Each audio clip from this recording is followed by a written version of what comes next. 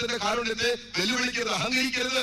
പാപത്തിന് ശിക്ഷയുണ്ടെന്ന് വിചാരിക്കണം, മനസ്സിലാക്കണം. മോനെ, നീ തല്ലോ കൊല്ലോ എന്നാ വേണമെങ്കിലും ചെയ്തോ. എനിക്ക് വേണമെങ്കിൽ നീ പറയുന്ന വാക്യത്തിന് എനിക്ക് അങ്ങോട്ട് പറയാം, നീ തല്ലിയിട്ട് ഇവിടെ വിട്ടു പോവോ, നീ എന്റെ കളത്തിലാണ്, കാരിസ്മ വിട്ട് നീ പുറത്തു പോകുന്നെങ്കിൽ എനിക്ക് നിന്നോട് ചോദിക്കാം. അതല്ല സുവിശേഷം എന്നെ പഠിപ്പിച്ചത്, ഞാൻ പറഞ്ഞു അതല്ല കർത്താവ് എന്നെ പഠിപ്പിച്ചത്. അതുകൊണ്ട് ഞാൻ അങ്ങനെ പറയുന്നില്ല. പക്ഷേ നീ ചെയ്തുകൊണ്ടിരിക്കുന്ന, നീ ആയിരിക്കുന്ന ബന്ധം ദൈവം ആഗ്രഹിക്കുന്ന ഒരു സിറ്റുവേഷൻ അല്ല നിങ്ങളുടെ ബന്ധം പോകുന്നത്. നീ ഭാവി ജീവിതത്തിൽ അവളെ സ്വന്തമാക്കാൻ നീ ആഗ്രഹിച്ചു, ഓക്കെ.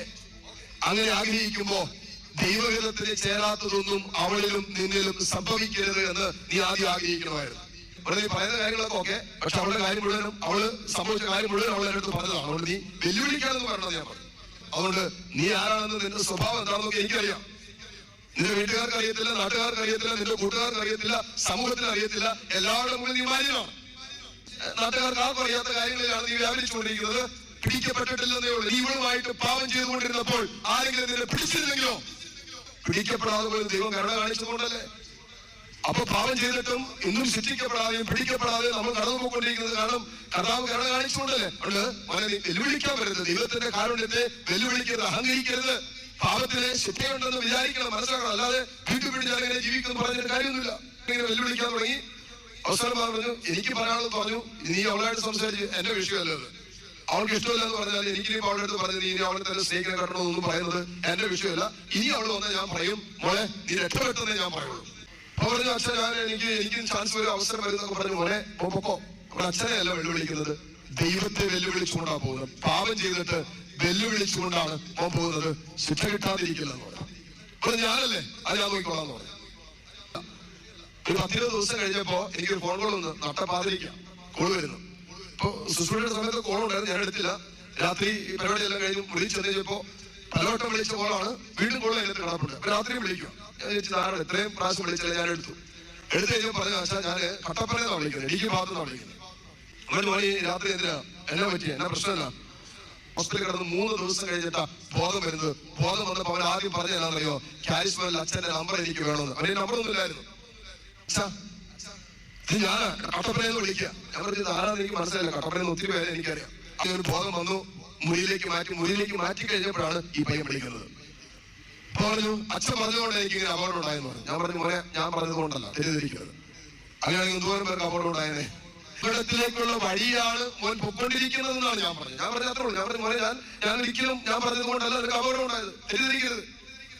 ഞാൻ പറഞ്ഞതല്ല, നീ പൊക്കൊണ്ടിരിക്കുന്ന വഴി അപകടത്തിന്റെ വഴിയാണെന്നാണ് ഞാൻ പറഞ്ഞത്. ഞാൻ പറഞ്ഞു, മോനെ ഈ വഴിക്ക് പോയാൽ അപകടം ഉണ്ടാവും. ഞാൻ പറഞ്ഞു, ആക്സിഡന്റ് ഉണ്ടാവും, ജീവിതത്തിൽ ആക്സിഡന്റ് ഉണ്ടാവും പറഞ്ഞു. അത് ഞാൻ പറഞ്ഞത് ശരിയാണ്. പക്ഷെ ഞാൻ പറഞ്ഞതുകൊണ്ടല്ല സംഭവിച്ചത്. കാരണം അഹങ്കാരി അടിക്കപ്പെടും, അഹങ്കാരിക്ക് അടി കിട്ടുമെന്ന് വചനം പറയുന്ന കാര്യമാണ്.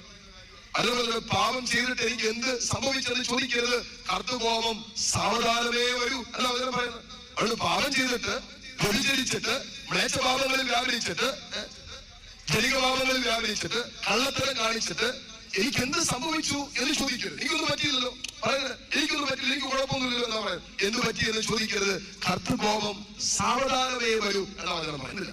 ഇങ്ങനെ കേട്ടപ്പോൾ എനിക്ക് വിഷമം. ഞാൻ പറഞ്ഞു, മോനെ അവനൊരു തെറ്റിദ്ധാരണ മാറ്റണം. ഞാൻ പറഞ്ഞിട്ടല്ല മോനെ അങ്ങനെ സംഭവിച്ചത്.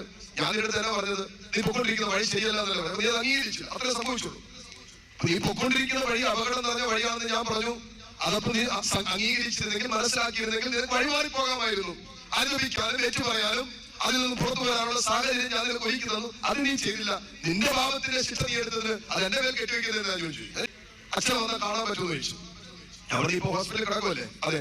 അല്ല, ഹോസ്പിറ്റലിൽ പുറത്തിറങ്ങിയ നീ പറയേ, ഞാനിവിടെ തന്നോട് ഞാനവിടെ പോകാൻ ഞാൻ എങ്ങും പോവുകയല്ല. ഞങ്ങൾ 1.5 മാസം കഴിഞ്ഞിട്ടാണ് ഹോസ്പിറ്റലിൽ നിന്ന് ഇറങ്ങുന്നത്. കാരണം നടക്കാനൊന്നും പറ്റത്തില്ലായിരുന്നു. അപ്പൊ ഈ എല്ലാം കെട്ടി എന്നെ കാണാൻ വരുമ്പോൾ കയ്യിലെല്ലാം കെട്ടൊക്കെയുണ്ട്. ഒന്നുകൂടെ വന്നു, കുറെ നേരം സംസാരിച്ചു. നീ ഏതായാലും വന്നതല്ലേ, അവിടെ നീ കുമ്പസാരിച്ചിട്ട് എത്ര നാളായെന്ന് ചോദിച്ചു. കുമ്പസാരിച്ചിട്ട് എത്ര നാളായെന്ന് എനിക്ക് വലിയ ഓർമ്മയൊന്നുമില്ല. പറഞ്ഞതാ, കുമ്പസാരിച്ചിട്ട് എത്ര നാളായെന്ന് ഓർമ്മയില്ലെന്ന്. ഓർമ്മയില്ലെന്ന് തന്നെ അച്ഛനടുത്ത് പറഞ്ഞോളാൻ പറഞ്ഞു. നമ്മൾ പറയല്ലോ കഴിഞ്ഞ കുമ്പസാരം നടത്തിയത് നമ്മൾ നീ അങ്ങനെ തന്നെ പറഞ്ഞു കുമ്പസാരിച്ചോളാൻ പറഞ്ഞു. അവിടെ അച്ഛൻ ഇരിപ്പുണ്ടായിരുന്നു. ഞാൻ പറഞ്ഞു, അവിടെ പ്രായമുള്ള അച്ഛൻ ഇരിപ്പുണ്ട്, ഇവിടെ നല്ലൊരു കുമ്പസാരം നടത്തുക, കുമ്പസാരം പോലെ എല്ലാം ശരിയാവും, പേടിക്കൊന്നും വേണ്ട. പക്ഷേ നീ പോകുന്ന വഴി ഇന്നലകളിൽ അപകടം നിറഞ്ഞ വഴിയായിരുന്നു. അത് നീ തിരിച്ചറിഞ്ഞത് മാത്രമേ നമുക്ക് സന്തോഷമുള്ളൂ. ഇനിയിപ്പോ നിന്നെ അവള് കെട്ടാതിരിക്കും, അത് എന്റെ വിഷയമല്ല. പിന്നെ ഒരു ചേട്ടു പറഞ്ഞ് നല്ല ജീവിതം നയിക്കുമ്പോൾ നാളെ കുടുംബക്കാരെ തീരുമാനിച്ചു, പിന്നിങ്ങനെ അവള് പറഞ്ഞാൽ എനിക്കൊരു സ്നേഹമുണ്ട്, കെട്ടിച്ചു കൊടുക്കാന്ന് പറഞ്ഞാൽ കെട്ടിച്ചു കൊടുത്താൽ പിന്നെ കുഴപ്പം, അതൊരു വിഷയമുള്ള കാര്യമല്ല. പക്ഷേ നമ്മൾ പോകുന്ന വഴി ആത്മനാശത്തിന്റെ വഴിയാണോ എന്ന് പരിശോധിക്കണം. ഇന്ന് എന്റെ കർത്താവ് എന്നെ വിളിച്ചാൽ ഞാൻ കർത്താവിനോട് കൂടെ പറുദീസായിൽ ആയിരിക്കുമോ?